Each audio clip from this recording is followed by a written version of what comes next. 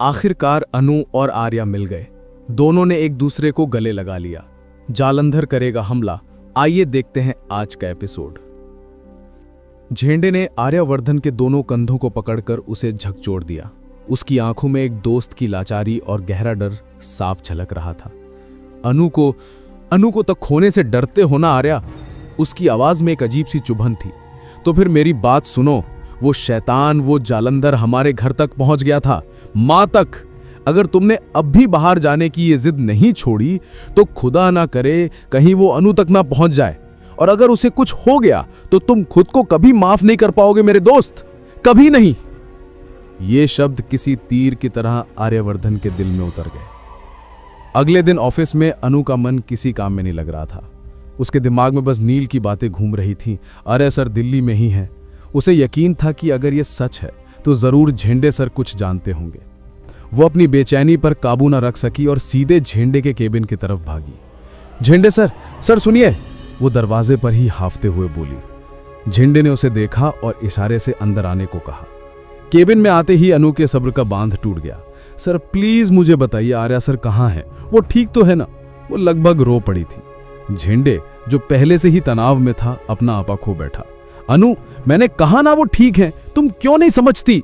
वो गुस्से में चिल्लाया, लेकिन उसका गुस्सा अनु की जिद के आगे पिघल गया। अनु उसके सामने हाथ जोड़कर गिड़गिड़ाने लगी। सर मैं आपके आगे भीख मांगती हूं, बस एक बार मुझे आर्या सर से मिला दीजिए, मैं मर जाऊंगी उनके बिना। क्या आप अनु और आर्यवर्धन को एक होते हुए देखना चाहते हैं? अगर आपका जवाब हाँ है तो इंतजार मत कीजिए, अभी इस वीडियो को लाइक करें, हमारे चैनल को सब्सक्राइब करें और कमेंट्स में आर्या अनु फॉरएवर लिखकर अपना प्यार दिखाएं। चलिए अब देखते हैं कहानी में आगे क्या होता है। अनु के आंसू देखकर झेंडे का दिल पसीज गया। उसने गहरी सांस ली और बोला, मिला तो नहीं सकता अनु, उनकी जान को खतरा है, लेकिन हाँ बात करवा सकता हूं। उसने सैटेलाइट फोन निकाला, एक ऐसा फोन जिसे ट्रेस नहीं किया जा सकता था। उसने नंबर मिलाया और फोन अनु को थमा दिया।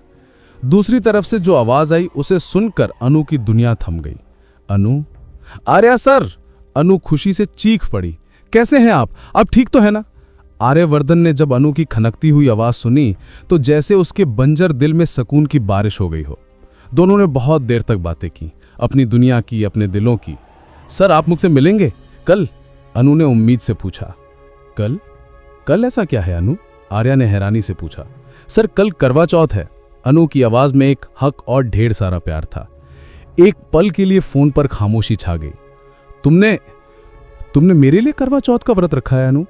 आर्या की आवाज भर्राक गई थी। तो फिर तो मुझे अपनी अनु से मिलने आना ही पड़ेगा। फोन रखने के बाद अनु खुशी के मारे हवा में उड़ने लगी। घर जाकर उसने अपनी दोस्त को सब कुछ बताया। पता है आर्या सर कल मुझसे मिलने आ रहे हैं। वो किसी बच्ची की तरह नाच रही थी, लेकिन उसे क्या पता था कि अंधेरे में छिपी एक जोड़ी आंखें उसे देख रही थीं और उसके हर शब्द को सुन रही थीं। जालंधर के उस जासूस ने तुरंत खबर पहुंचाई, शिकार कल अपनी मौत से मिलने खुद आएगा।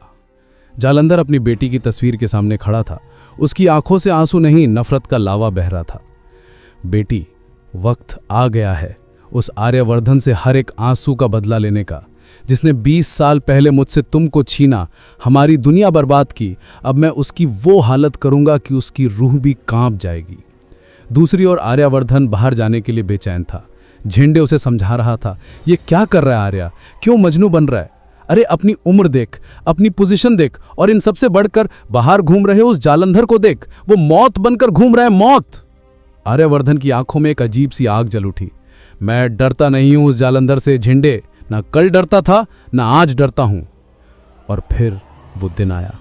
अनु दरवाजे की घंटी बजने पर उसे खोलने गई। सामने एक डिलीवरी बॉय खड़ा था जिसने चेहरे पर मास्क और सिर पर कैप लगाई हुई थी। जैसे ही उस डिलीवरी बॉय ने अपनी आंखें उठाई, अनु की सांसें थम गई। वो आंखें आर्यवर्धन की थी। एक पल के लिए वक्त रुक गया। दोनों ने एक दूसरे को देखा और फिर बिना एक शब्द कहे एक दूसरे की बाहों में समा गए। वो ऐसे गले मिले जैसे दो बिछड़ी हुई रूहें सदियों बाद एक हुई हों। लेकिन क्या उनकी ये खुशी कायम रह पाएगी, या ये मिलन किसी बड़े तूफान का इशारा है? आगे क्या होगा? क्या जालंधर अपने खतरनाक मंसूबों में कामयाब हो पाएगा? अपनी राय हमें नीचे कमेंट बॉक्स में लिखकर जरूर बताएं।